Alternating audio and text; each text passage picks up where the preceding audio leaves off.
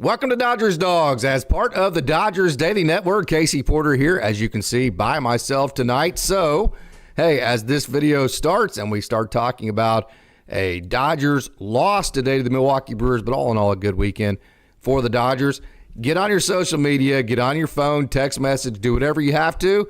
Get everybody over here to Dodgers Dogs as part of the Dodgers Daily Network because, hey, I'm going to rely on you. And I love talking to you in the crowd, and we have wonderful conversations about Dodgers baseball, but really going to rely on you tonight to really hold a heavy burden of the show because, again, I'm by myself. But, hey, we had a debut from Justin Wrobo. We had a kind of a lethargic offense. We've seen that a little bit too much as of late. Disappointing way, no doubt, to end what otherwise was a good weekend. Exciting that you have the Phillies on the horizon. It just kind of felt like to me that today was that lazy Sunday. It had that feel like, well, we played a first place team in Milwaukee. We've already won the series. To heck with it. I know that wasn't the case. Don't get me wrong.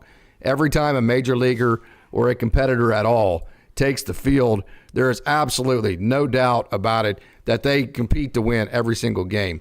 But it just kind of offensively had that feel, just kind of had that lazy Sunday feel like the series was already won, and we got that in the books. We got the Phillies coming up on deck. So, hey, let's just kind of get through this one, and let's flip the calendar to the next day because this was kind of a good and a bad thing, and sometimes it can be.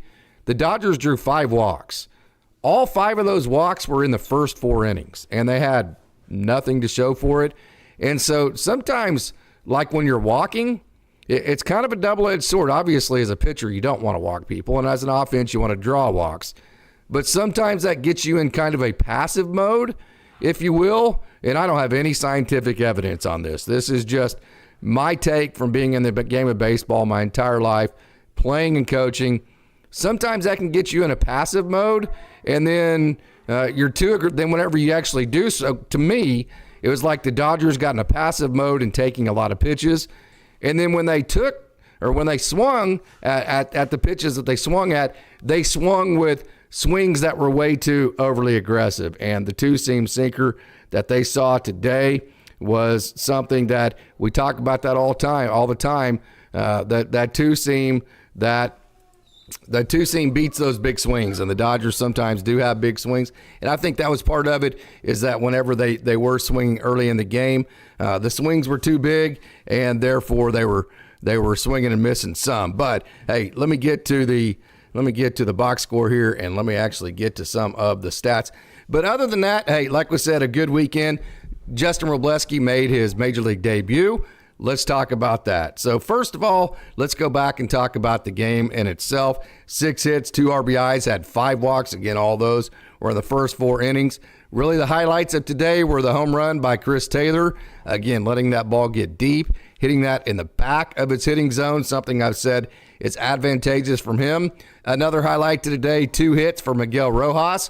He just continues to play great baseball. We covered that situation on yesterday's show. And by the way, I want to thank you, everybody, for tuning into yesterday's show and watching that show. That show went over 1,000. You guys know that's my goal for each and every show is to get, and that we do, to get it over 1,000. That's kind of the goal for us at this point, and that happened, and that's only because you guys are so great. And then another thing I think was a highlight to the offensive day for the Dodgers is that they had 4 stolen bases. I thought they were aggressive on the base pass, which is big because you just saw in the Arizona series how having speed can really affect a baseball game. So I thought the 4 stolen bases were an offensive highlight.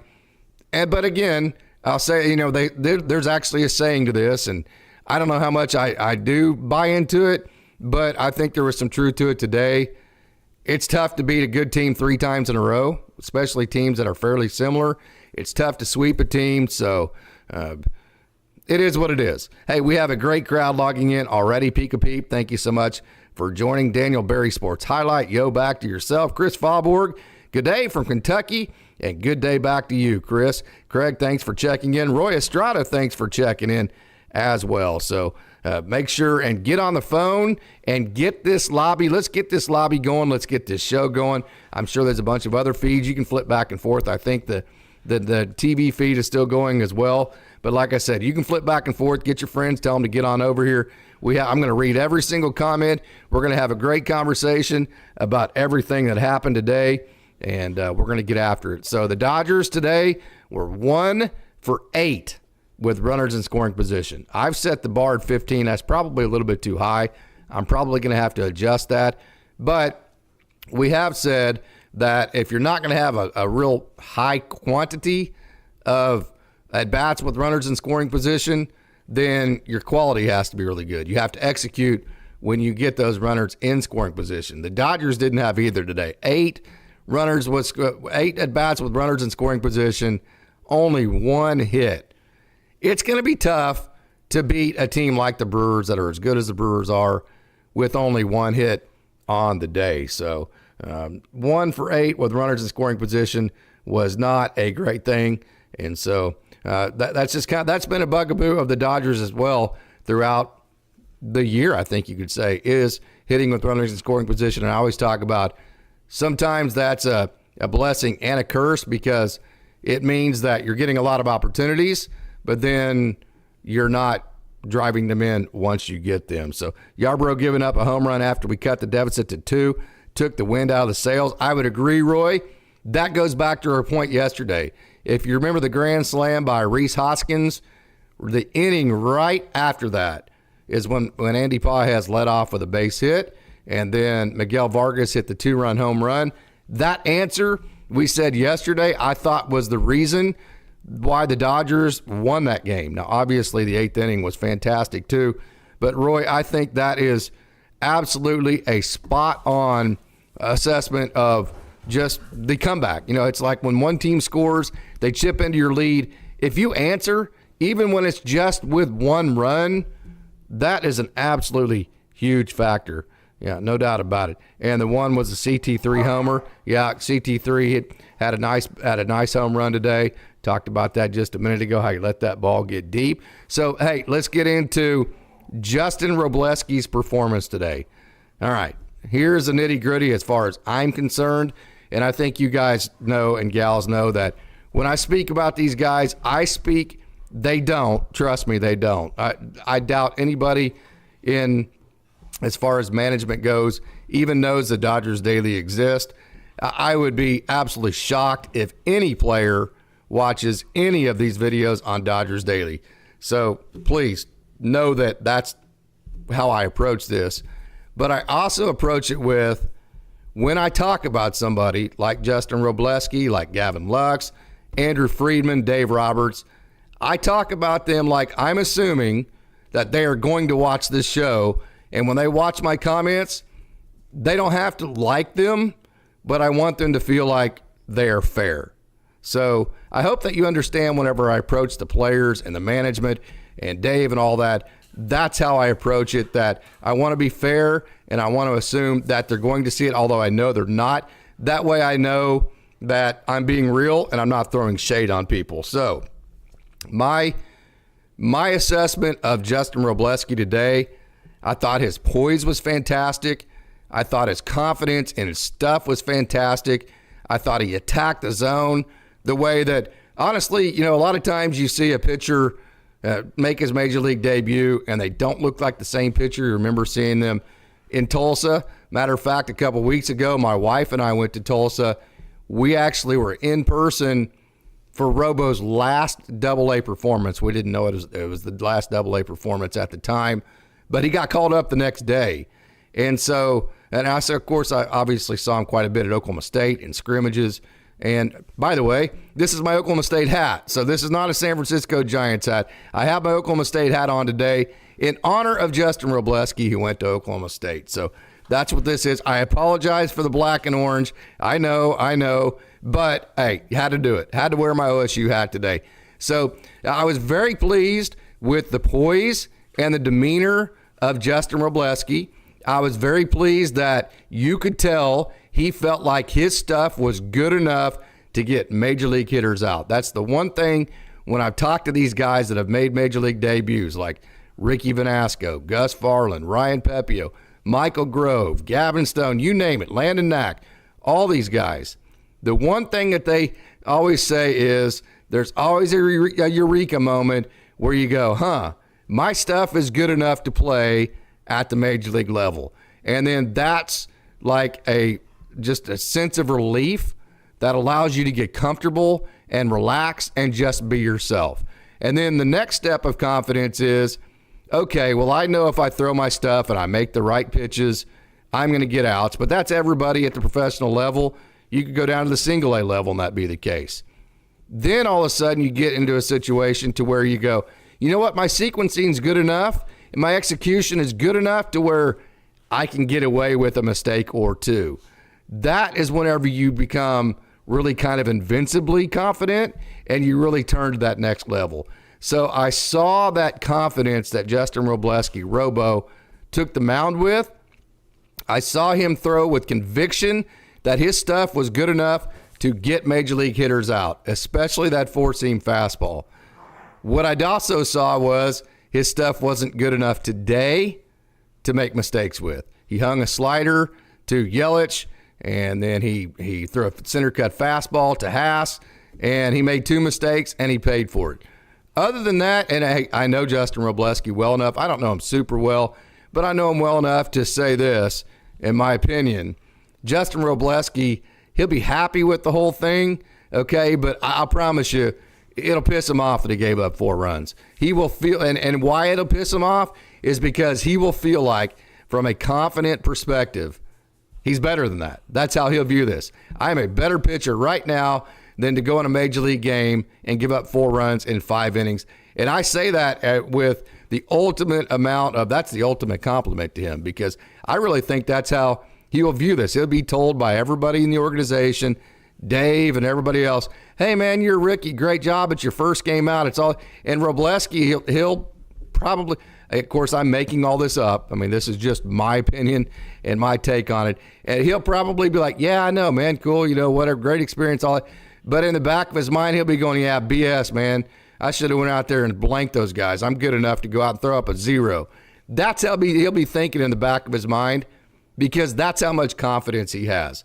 That's one of the reasons why I am so high on Wrobo and so high on Justin Wrobo is because, he got drafted out of high school. But you know why he went to college, to Clemson to begin with, instead of high school? Because he bet on himself. Guys that bet on themselves believe in themselves. Justin Wrobo bet on himself because he believes in himself. Of course, when he got to Clemson, he got hit by a car, and then he became the weekend starter, lost that, became a reliever. He transferred to JUCO to State College of Florida there in Bradenton, Florida. Then he got hit. He broke his jaw, lost about 15 to 20 pounds, lost all of his velo, got back down in the 80s on his velo, and then transferred. Then he lost the year to COVID. That was 2020. Then came to Oklahoma State in 2021, and after gaining weight back, threw a whole bunch of pitches early in that season and really kind of felt tightness in his arm. Come to find out it was Tommy John, so had to shut it down, and the Dodgers still drafted him with the very little he had a little bit of experience as a freshman at Clemson. He had very little experience, not very much at all at JUCO, at SCF, and then just a handful of starts at OSU to start 2021. And the Dodgers were impressed with his stuff enough, his confidence, his demeanor, to draft him, and away we went. So he gets the Tommy John. He sits out. He eventually comes back in June of 2022, and, he's kind of on that leash. And then the start of last year, he starts at Great Lakes. He's let off the leash. He has a couple of really nice moments early last year, a couple of moments where he was close, but then things went sideways.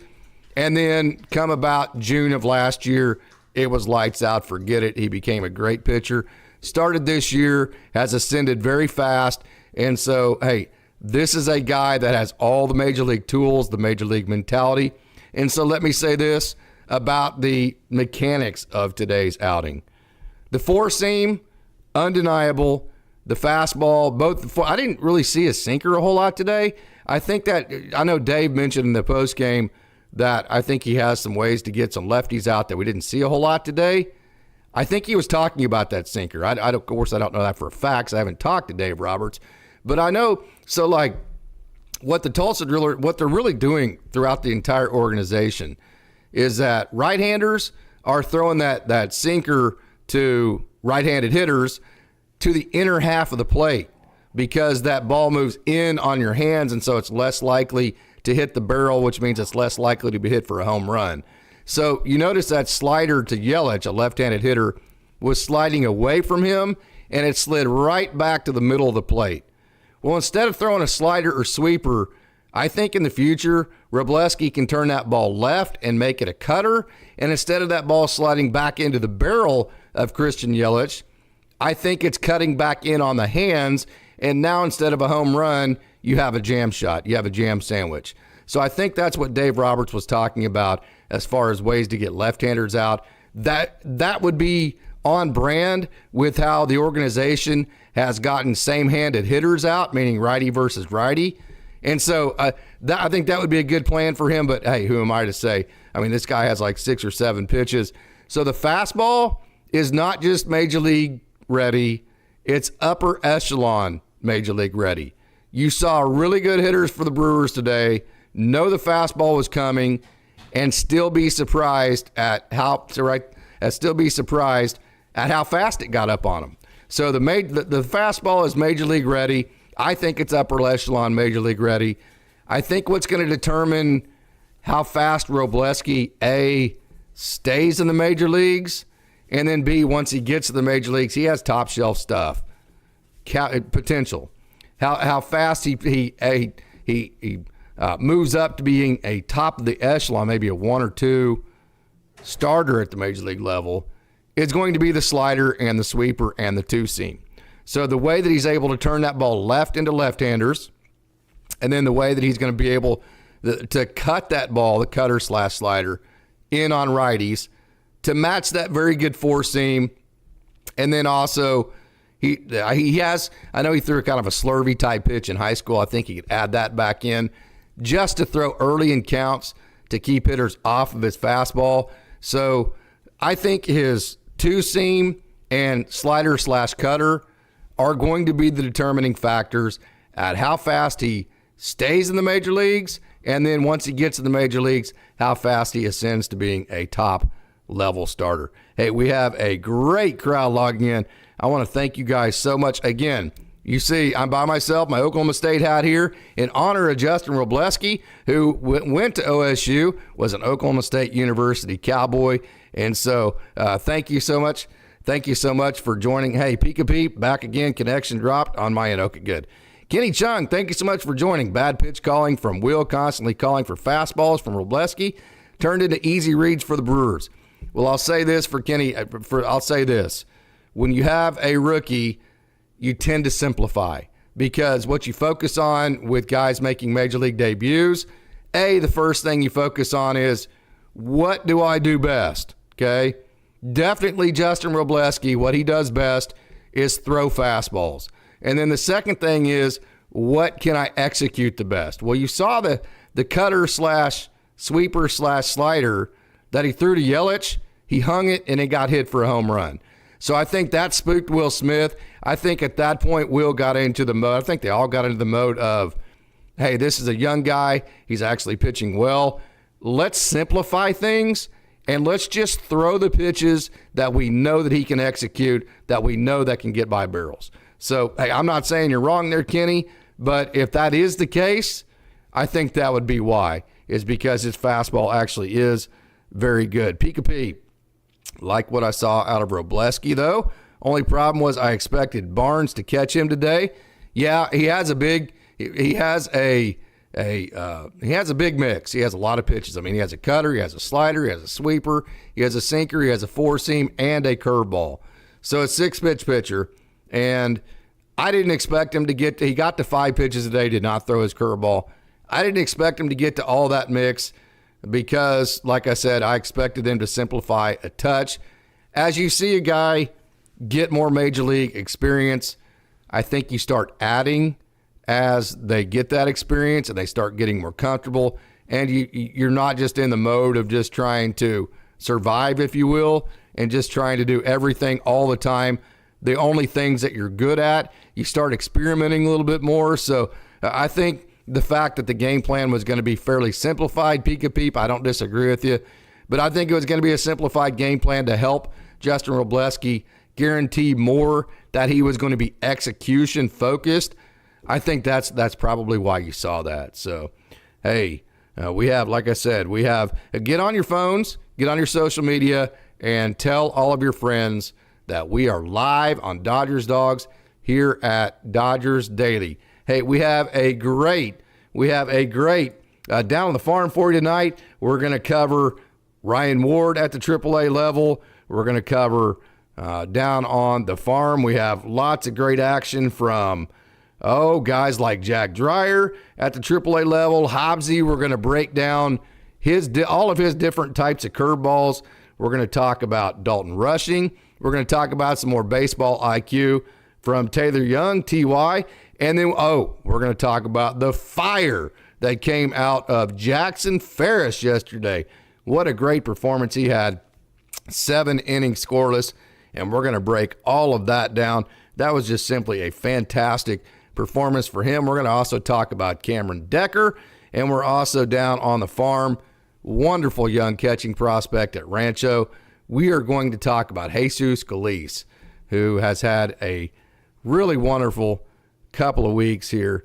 As far as, hey, Austin, what's going on? Super happy for Wrobo. Big things to come for him. Just know, Austin, if you want to hop on with me, I could send you a Google Meets link, and we could get you hopped on at any second if you wanted to. Usually you're not available on Sundays, and I'm sure you're just hopping in to leave a comment or two. But if you'd like to hop on, Austin, I would love to have some company tonight. So, hey, just leave me a text or whatever if you want to do that. If not, I know this is your Sunday, and Sundays are days off for you. MH, thank you so much for joining. Wroblewski reminds me of the kid who used to pitch in South Dakota, in San Diego, Weathers, I'm sorry. Yeah, hey, Kenny Chung, hope he gets a longer runway. Yeah, that's interesting.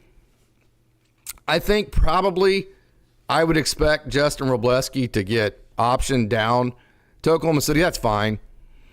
So here's the big deal. The Wroblewski is going to have a long and prosperous major league career. I ain't worried about that. It's going to happen. I'm telling you. I've been telling you that for a long time. I bet on Justin Wroblewski, if not for the big fastball that's reached 100, if not for the potentially really good secondary pitches, for the mentality, the way he bets on himself. He is going, as long as he can stay healthy, he's going to have a long and prosperous major league career. So whatever, they sent him down, fine. Okay, I ain't worried about that.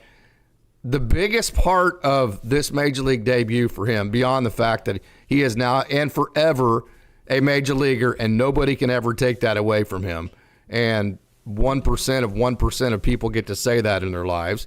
Matter of fact, I had that question asked of me on social media today. What level of professional baseball did I play? Well, hell, none of them. I wasn't near good enough to be a professional baseball player. You got to be a stud to be that guy. I wasn't that guy. Now, I have matter of fact, my best friend and many of my best friends in the world all did play professional baseball, and I've been around professional baseball. My dad was an umpire that umpired, and I was in professional baseball clubhouses and locker rooms as a kid and all that, but I never played it. I wasn't near good enough, and so I say that to say, when you become a major leaguer, you're elite. I mean, you're like 1% of the 1%. Nobody can ever take that away from Justin Wroblewski. But I'll say this, if they send him down, fine. He's going to have a long and prosperous career. And the thing is about that is he's now on the 40-man roster. So being on that 40-man roster means he's never coming off of it, because the only way he can come off of it is if he gets injured. That they're not going to create a phantom IL injury for a rookie, so that's not going to happen, or a DFA. They are not going to designate Justin Wroblewski for assignment. I think that's the most obvious comment that I've ever made in my life. So that tells you that Justin Wroblewski is on the 40-man roster forever. That's the best part of this for him. That's a great thing for him. That means that he has priority and advantage over all the guys that aren't, which means any time that they need a spot start right now, he is going to get priority, which means he's going to get a chance to get a leg up. Hopefully this is Austin right here, and he might want to actually come on the show and talk here in a minute. I'll be ready to go in a minute. I'm going to send Austin Brubaker a link, and I'm going to have him join And so let me go ahead and do that, and let me get through a couple of kind of awkward moments here, because I know that new meeting right here. Okay. I know that he's gotten to see Justin Robleski many different times last year, and he would have a great perspective as far as what he saw from Justin today. So let me get him on the, let me give it 1 second here. All right. I'm going to add Austin Brubaker to that. I'm going to send that, and then whenever he pops up, we will click that back over. So, okay. All right, there. I just sent the meeting. So Austin Brubaker will be joining here in just a minute. So excited about that. Hey, Roy Estrada Yarbrough has struggled in too many consecutive games. Phillips has not looked good. Hey, you know, Roy, that's interesting you say that. Evan Phillips, he gave up a run when he came to the Dodgers. He gave up a run in his last outing with Tampa Bay. He gave up a run in his first outing with the Dodgers. So he had given up runs in consecutive games. Since then, you know, about a week ago, he gave up runs in consecutive games. He's given up runs in consecutive outings 2 times. That's it.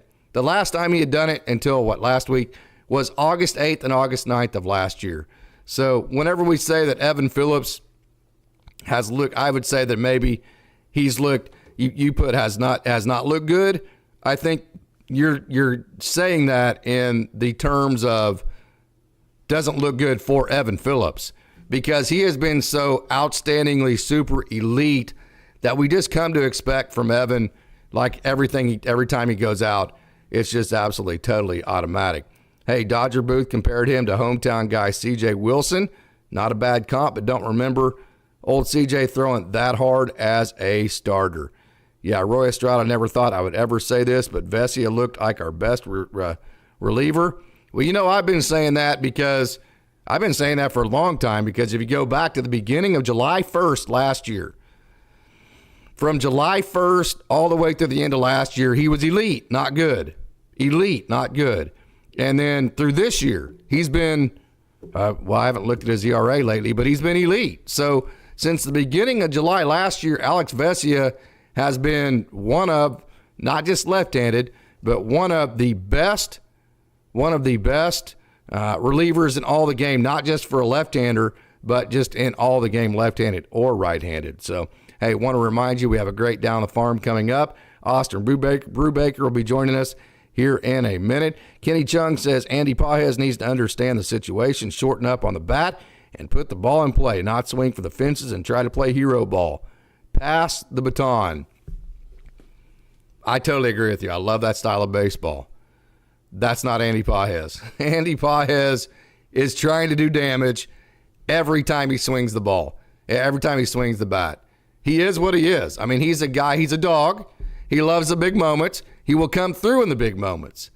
But he's not going to be a guy that ever is going to be a hitter that you ask to be a situational hitter. I just don't ever see that being a part of the game that the Dodgers ask him to do. Kind of like Tio Hernandez, and there is Austin right there. So I'm going to flip over to Austin here in a second, because I hate doing these shows by myself. And Austin does such a wonderful job. So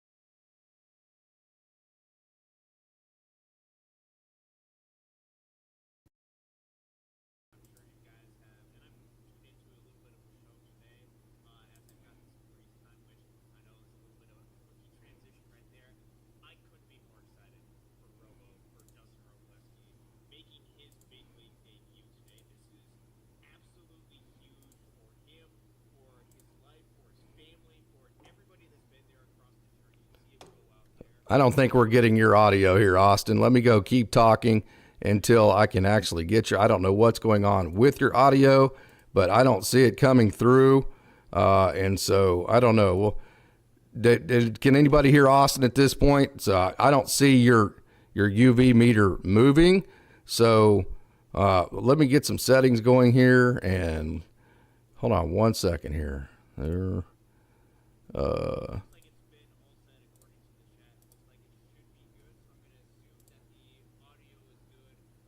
Okay.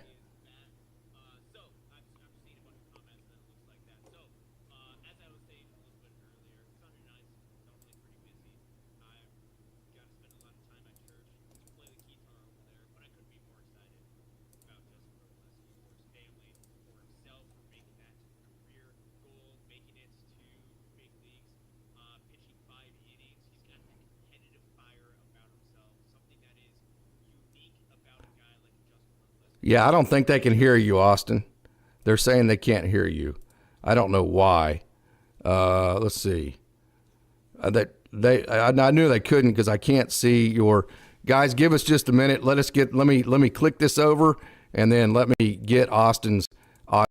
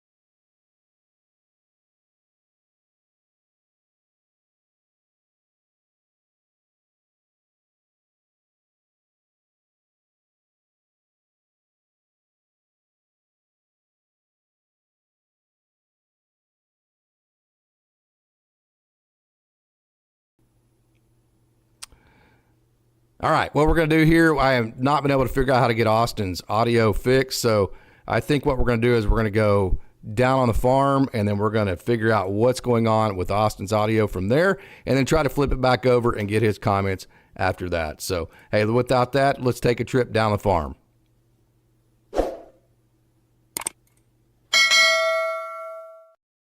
Going to start our down on the farm coverage as we do each and every time at Single A Rancho Cucamonga.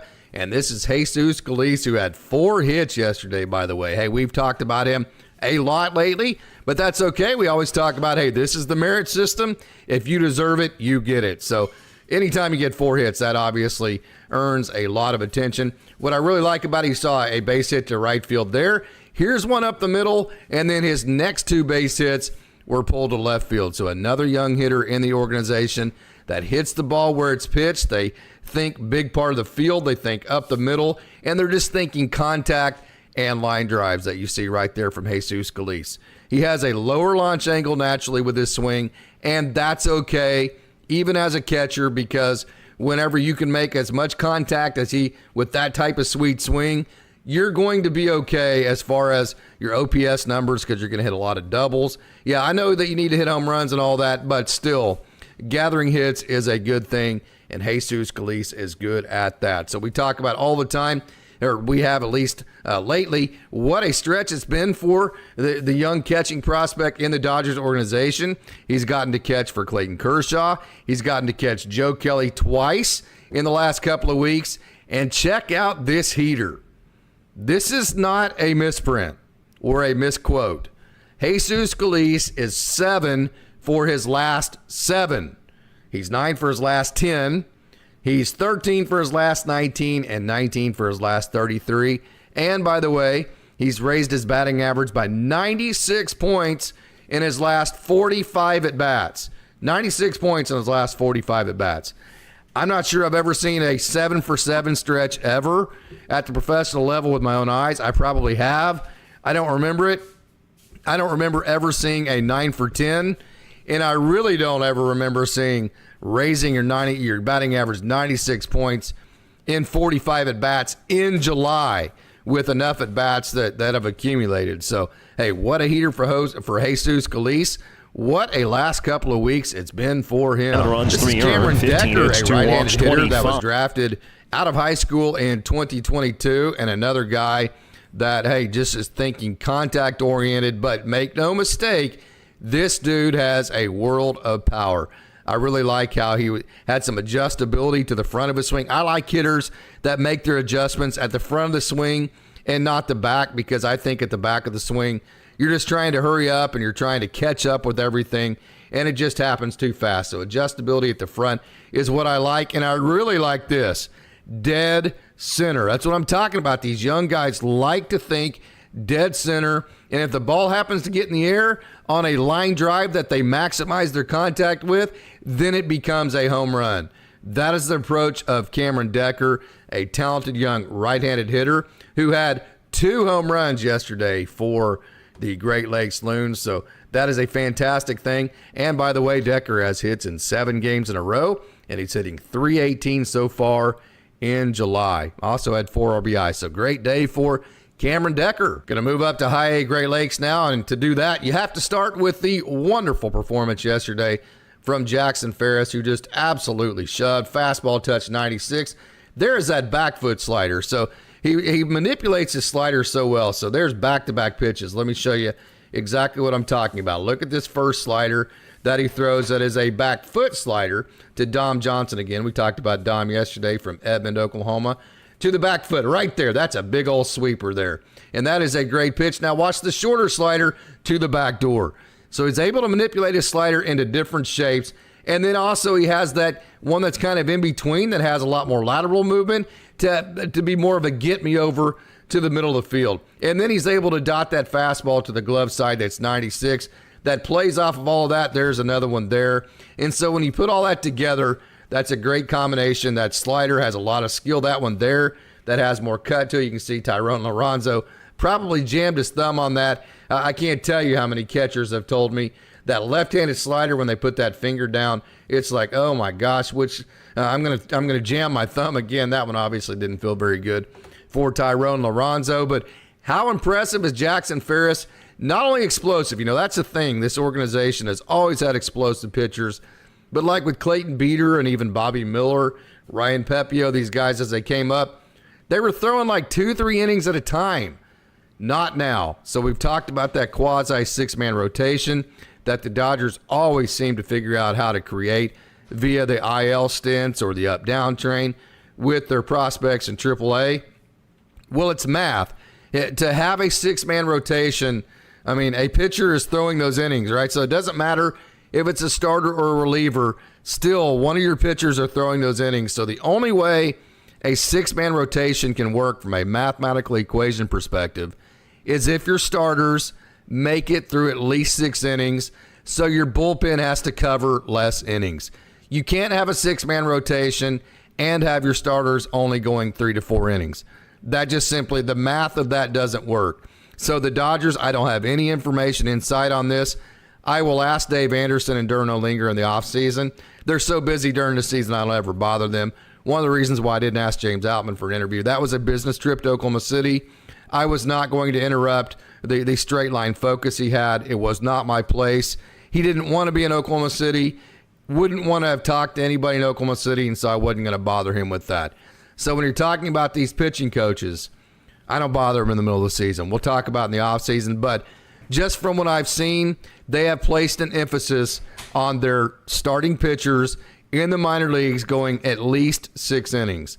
And that is, I think, to continue to be able to create that quasi 6-man rotation as the Dodgers are trying to find the formula that will keep their pitchers the healthiest, something they haven't done yet. They've tried to limit the innings of their young pitchers and limit the innings of all their pitchers, as a matter of fact, and they still lead the league in IL stints. So their philosophy has not worked in terms of keeping their pitchers from going on the IL. So I think this formula of 6-man rotation combined with at least 6 innings by your starters, I think they found it. I'm excited about that. So not only Jackson Ferris, 7 innings, 2 hits, no runs, 11 Ks, no walks. So obviously had great control and command. He was very skillful as well as explosive. But then also he added 7 innings to it. So he gave you the full package. Great job, Jackson Ferris. So we're going to jump to the second most exciting part of the day, and this is Kendall Williams here, big right-hander out of Olive Branch, Mississippi, who went to IMG Academy his last year in Florida. And how about this for Kendall Williams? He had a really nice outing. He's been pitching really well as of late. Not going to sugarcoat it. We have the tough conversations here at Dodgers Daily. He has struggled for the most part here in 2024, but he's been pitching a lot better as of late. Nice split finger fastball there. Okay, yesterday, 6 innings. There's that 6-inning mark again. 6 innings, 5 hits, 1 run, 2 strikeouts, 3 walks.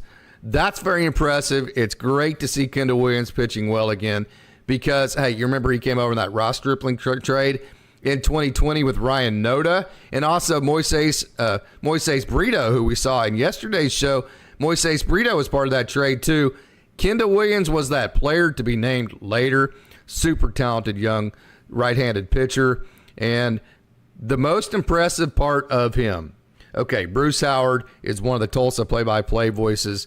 He's alongside Dennis Higgins. Dennis Higgins, one of the best baseball play-by-play broadcasters ever in the game, widely renowned through the broadcast community as one of the best in the game at any level, no doubt about it. Okay, Bruce Howard joined them last year. Bruce Howard is the play-by-play voice for Tulsa University.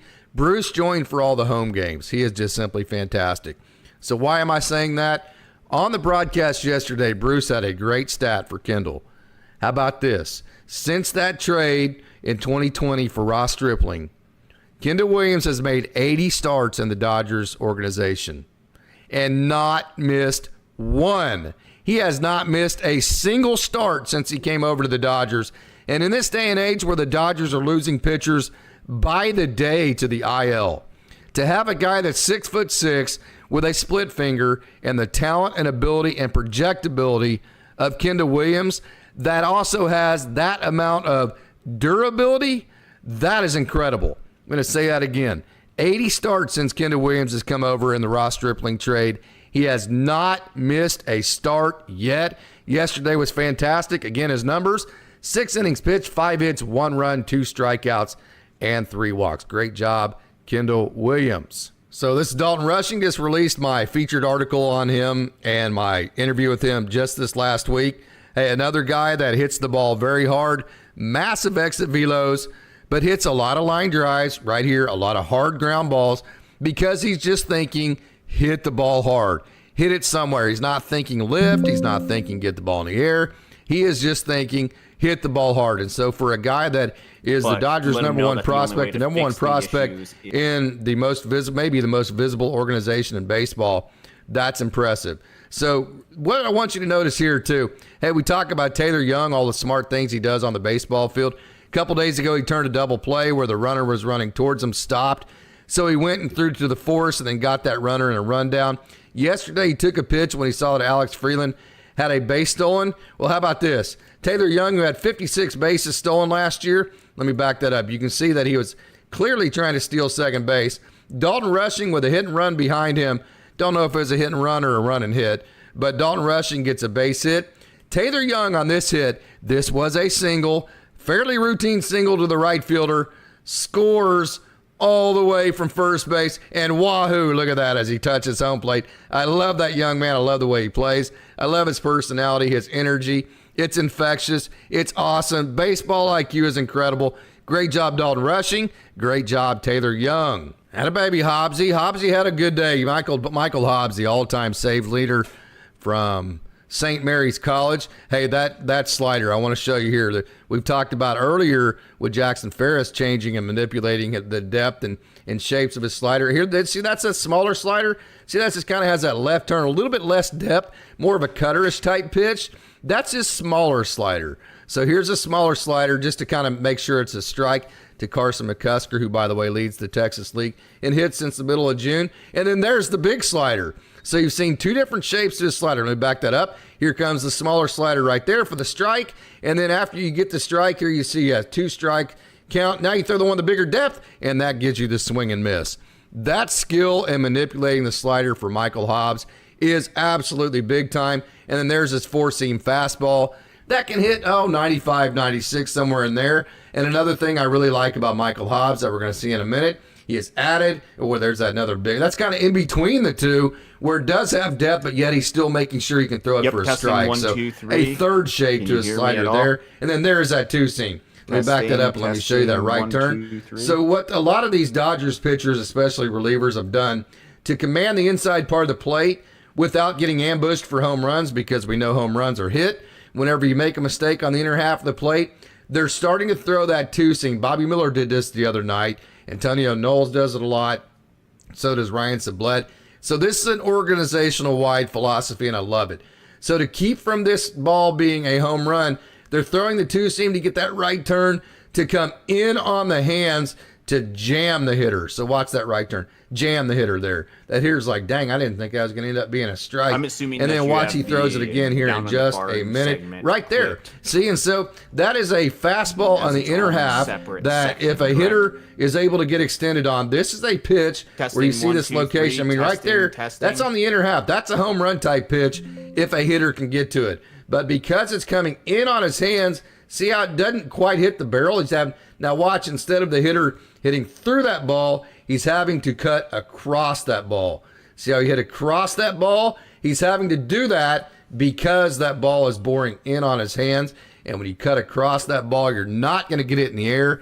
And therefore, the pitcher is safe from home runs. So that is an incredible amount of skill you saw right there on display from Michael Hobbs. Again, the all-time saves leader from St. Mary's College. 3, 2, 1, Wardo. Attaboy. That is home run number 23 for Ryan Ward, and that leads the PCL. I talk about all the time about Wardo, I should say, about how great of a hitter he is. And here, what you might say if you look at his underlying metrics. Okay, he's having a great year. The one thing you might be able to nitpick, his strikeout rate is at 28.5%. I would be the first one to admit that's a little bit high. Fine. Okay, here's what my defense to that would be. So it's kind of like I've talked about before. If you make $1 million, but yet you spend $1,001,001, okay, you still are in debt. So it's not necessarily all about how much you strike out. It's about how is your strikeout versus your power. How is that ratio? Is it a positive ratio? Is it a positive outcome between the two? So yes, 28.5% for a strikeout rate is a little bit high. Some may say a lot high, but his ISO is 7.5 points higher than that. So he has a 7.5% ratio on the positive side between striking out and power. So he has a very positive strikeout versus power ratio, and his WRC plus is 123. So he is 23% better than the average hitter at the PCL, because that's another thing. Hey, it's the PCL. I can't disagree with that. So the WRC Plus compares you against all the other PCL players who are playing in the same environments, and he's 23% better than all of them. And his OPS, on base plus slugging, one of my favorite statistics because it shows both power and also ability to get on base, is 966. Ryan Ward is one of the best minor league hitters. He had a little bit of a down year last year. I was talking to him on Friday. He even mentioned, hey, this year's way better than last year. But other than that, he has had a great minor league career. He is a great hitter, a young man that could easily be a very good Michael Busch type hitter at the major league level. Just needs opportunities. So, hey, keep grinding and wait for your day. Old Wardo, Ryan Ward. The Maytag, Jack Dreyer, got to interview him on Friday. I have not released that interview yet. I'm going to do that sometime this week. Really cool because his dad and all of his family, his dad, Steve, is in town this weekend and got to see him pitch and break that bat there at the beautiful Bricktown Ballpark in downtown OKC. It was Saturday night in the big town, and the Maytag was on display in front of friends and family. So that was super exciting. The cool thing about that is Dad Steve actually pitched for AAA Oklahoma City in the mid-90s, not at this ballpark. This ballpark was open in 98. I was there the first night it opened. in the right field upper bleachers that don't even, upper deck bleachers that aren't even open anymore. Really cool. It's a great stadium. But anyways, his dad actually pitched at the old All Sports Stadium, which is about 3 miles west of where Jack Dreyer is standing, right there at the old Oklahoma City Fairgrounds. So cool if they got to see him. Hey, Jack Dreyer, I've talked about this several different times. He had all the Tommy John injury, he had all the injuries at Iowa. The Tommy John made a splash last year, and boy, man, has he been good. Undrafted free agent, how about that? Both him and Austin Gauthier.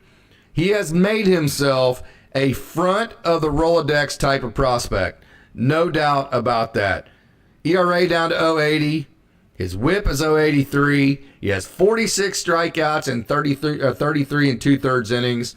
He's super analytical. He can combine analysis with execution to, create production. So, hey, again, Jack Dreyer, the Maytag. Why is he the Maytag? Obviously, because his last name, Dreyer, that fits. But a lot of his family actually worked for the company in Maytag, and Maytags are very reliable. So, Jack Dreyer, the Maytag, put him on the front of your Rolodex.